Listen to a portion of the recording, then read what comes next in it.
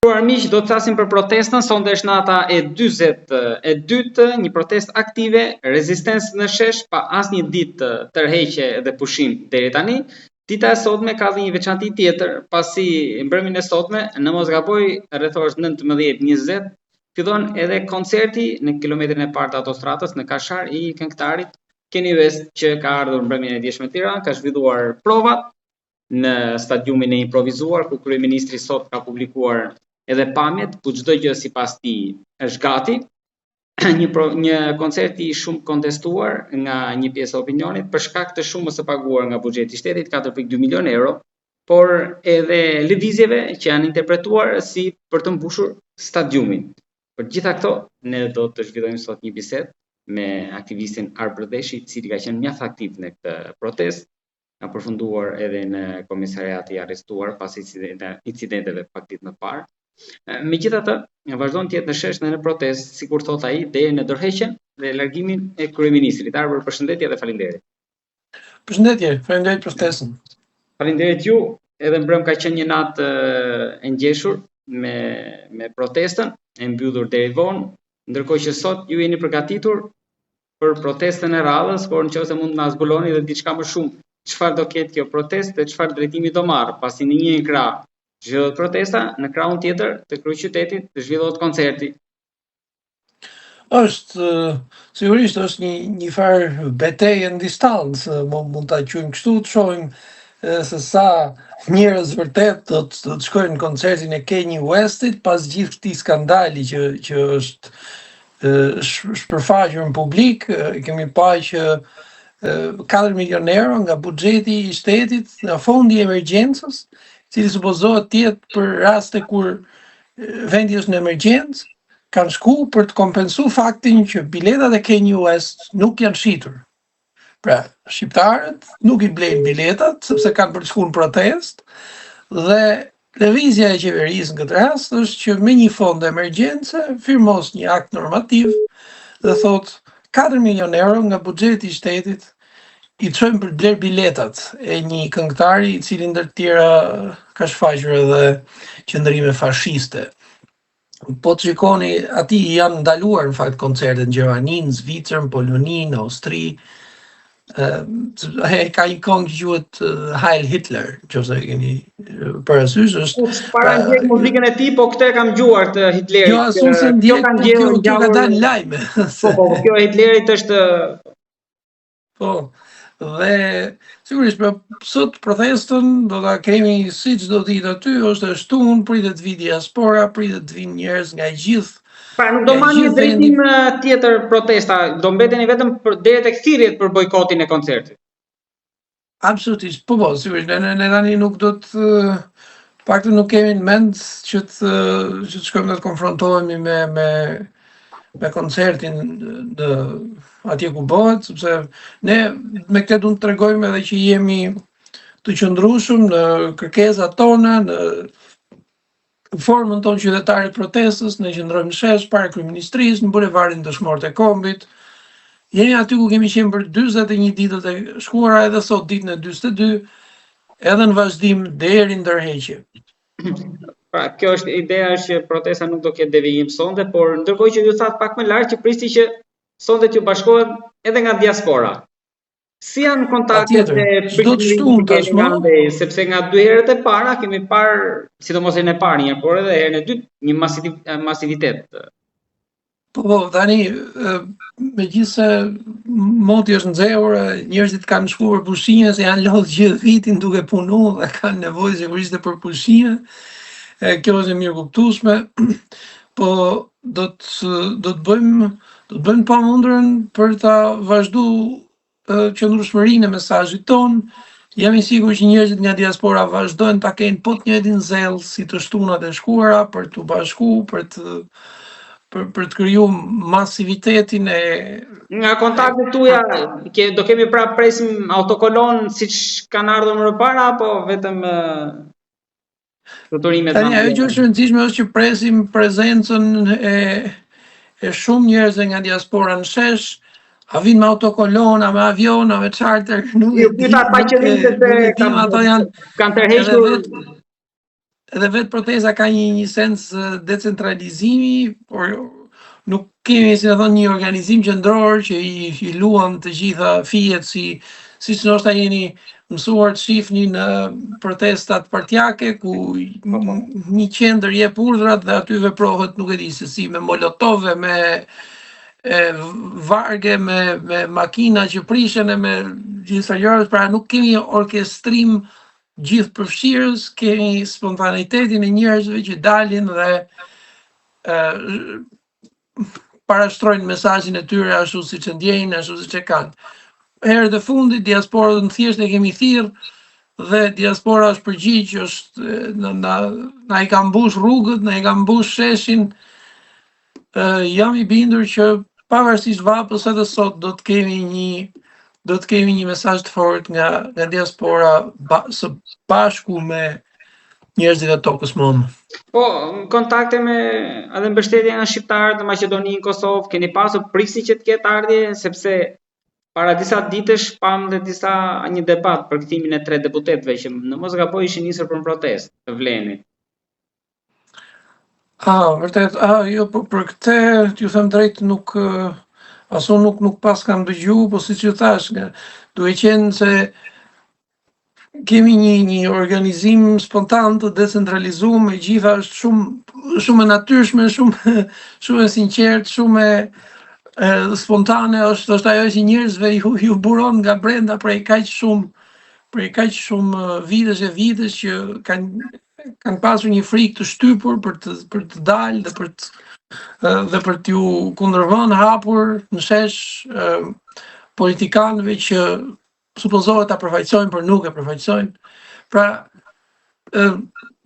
kryefjala për ne është që gjithkush është i mirëpritur të shfaqë protestën e tyre qytetare nga Shqipëria, nga Kosova, nga Maqedonia e Veriut, nga Malizi, nga do ku ka shqiptarët janë plot me tani më e dim mirë që ka më shumë shqiptarë jashtë vendit se sa brenda vendit. Në të njëjtën orar me protestën në Tiranë është paralajmëruar edhe një në New York, në mos gaboj.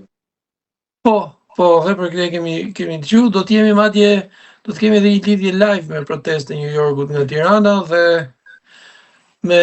besoj do të shihni sot po ashtu shumë të fortë siç e keni pa në ditët e shkuara një qëndresë masive të qytetarëve shqiptar. Mund të them drejtën, më bën shumë krenar edhe fakti që gjithë kjo kundërpërgjigje masive po ndodh sot, pse miqtë e mi evropian mbaj mend për vite kur ju tregoja për situatën politike në Shqipëri dhe ato surprizoheshin se si është mundur që nuk ka protesta, që nuk ka qëndrueshmëri, nuk ka reagim qytetar. Po më në fund tani të gjitha kanë marrë vesh në për Evropë që shikoni se Shqipëria po lëviz fort. Edhe ju mendoni që është më shumë protesta se koncerti që ka bërë Jehonër në Europë? Absolutisht, koncertin as nuk e ka, koncerti u bë i famshëm vetëm mbasi kryeministri bleu 4 milion euro bileta me fondet e shqiptarëve.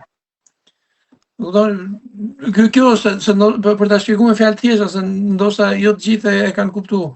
Praktikisht ajo që ndodhi është që këtij këngëtari nuk ju shitën biletat dhe qeveria mori përsipër që t'i blej biletat me fondin e emergjencës. Përsëris, fondi i emergjencës është për emergjenca civile, nuk ka energji, prishet rrjeti hekurëdhor në skemi, po prishet rrjeti i transportit rrugor, prishet a mendoni që gjykata kushtetuese do mendoj kështu si ju, sepse aty depozitua një pat depozitimin e kam bindjen sinqerisht që do të mendoj pikërisht kështu dhe do ta nxjerrë edhe më të ekspozuar po ashtu kryeministrin se sa çka qenë me një vendim gjykate, nuk ka se si të qëndrojë ndryshe, nuk mund të futet në asnjë lloj sensi koncepti juridik që të thush se nuk u shitën bileta një këngëtari dhe kjo përbën emergjencë. Ligji atje thotë shumë qartë se çfarë kuptohet me emergjencë. Emergjenca është kur shqiptarëve ju rrezikohet diçka, një gjë etike. Dhe kjo, pastaj skandalet janë të një pasnjëshme, ju I keni pa, besoj megjithëse mediat tona edhe nuk I kanë pasqyruar mjaftueshëm. Po megjithatë për te pasqyrimit të mediave të nivelit pasqyrimit jona ç'bëre malle, sidomos se rrjetet sociale.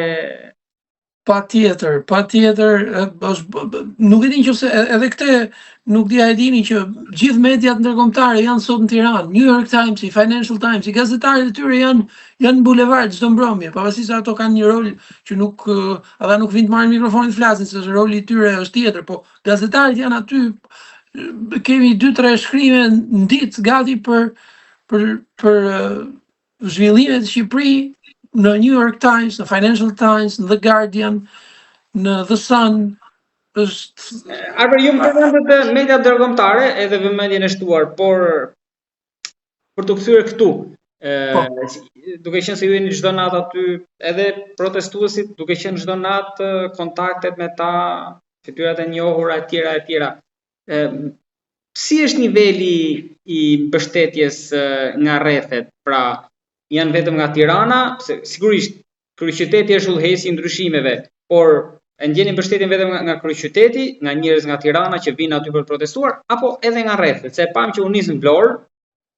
Kemi pas, është vërtet që kemi pas dhe shumë nga rrethet, është edhe të them drejt tani në këto muaj verë është edhe organizimi është pak sa I vështirë, po prap ndërgjegja e njerëzve është aq ndërgjegjësimi I njerëzve është aq I fortë sa që ato e marrin përsipër, megjithëse edhe transporti është pak sa I vështirë, kur bëhet fjalë për të bërë transport për të ardhur shumë njerëz njëkohësisht, ne ju dini nuk kemi trena që transportojnë 1000 njerëz me një kalim, autobuset që mbajnë nga 50-70 njerëz, njerëzit vinë me makina private, pra fakti që ndërgjegjësimi është aty është shpërndarë në përgjithë Shqipërinë e ka treguar që njerëzit vinë edhe marrin pjesë në protestat kombëtare të shtunave që kemi thirrë gjithmonë, pra bashkohet diaspora, bashkohen njerëzit nga rrethet, është t'ju them drejt edhe shumë emocionuese sepse një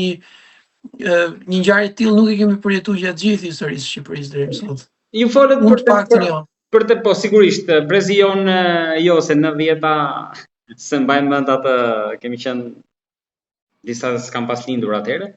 Por ju folët edhe për temperaturat, sigurisht vështirësitë e tjera, por ndërkohë që kjo mund të ketë një të mirë, sepse një pjesë nga jashtë që kthehen për pushime në AV, mund edhe t'ju bashkohen. Ndoshta e prisni këtë në gusht ndoshta apo që edhe tani na janë bashku, kjo tashmë ka ndodhur. Kemi njerëz që kanë ardhur që më shumë vinë në gusht, sidomos edhe shqiptarë që në Itali. Po. Shumë njerëz, tani disa vinë korrik, disa vinë gusht, pushimet që është e vështirë për t'i matë këto rrymat e njerëzve sepse nuk kemi akses në sistemin Teams të shohim sa dalin. Po ajo që është e dukshme është që njerëzit vinë nga jashtë na mbështesin, ka njerëz që vinë në fundjavë, marrin pjesë në protestë dhe kthehen prapë në punë për javën e ardhshme. Dhe pra vinë kalojnë fundjavën në Shqipëri, vinë të shtunën në protestë dhe kthehen në Angli, në Londër, në Paris, në Berlin, në Munich, kudo nëpër Evropë. Pra ne tani mendojmë që është ta sjellin protestën nga Berlini ose Parisi në Tiranë sesa nga Korça në Tiranë. Po, edhe kjo është një farë paradoksi. Që bota moderne na ofron, kemi për të shkuar nga Korça në Tiranë duhen disa orë udhëtim me makinë dhe rrugët janë pak më të vështira, ndërkohë nga Berlini vihet shumë më thjeshtë. Dhe njerëzit vërtet e kanë shfrytzuar, kjo është e dukshme, fakti që Shqipëria po zgjohet, ndërgjegja e shqiptarëve po zgjohet dhe fal gjeneratës së aty. Ideja ime është që kjo po ndodh fal gjeneratës Z të lindur pas 96-97-s, cilët kanë nuk kanë përjetuar luftën e 97-s, nuk janë të traumatizuar siç mund të jetë gjenerata jonë që ka provu luftë, është rrit mes gëzhojash dhe këta e shohin pak më ftohtë realitetin politik ku jetojnë, e kuptojnë një farsensi edhe se çfarë demokracia supozohet që tjetë, kanë akses në informacion në gjithë botën, i dëgjojnë diskursin politik edhe në për mediat huaja dhe bëjnë kontrastin. Shikoni thonë se këtu tek ne po ndodhin gjëra që nuk ndodhin askund nëpër Evropë. Ne supozohet jemi në Bashkimin Evropian dhe e reagojmë sepse është momenti. Kjo është ajo që unë shikoj. Arber, kam edhe diçka për ta mbyllur, se gjithë pyetjen që shtrojnë tani është, okay, kjo ndodhi. Po për te kësaj tani, a mos ndoshta sheshja arriti misionin e vet edhe me shfolur shumë. Misioni i sheshit është dorëheqja e qeverisë teknike. Misioni është dorëheqja.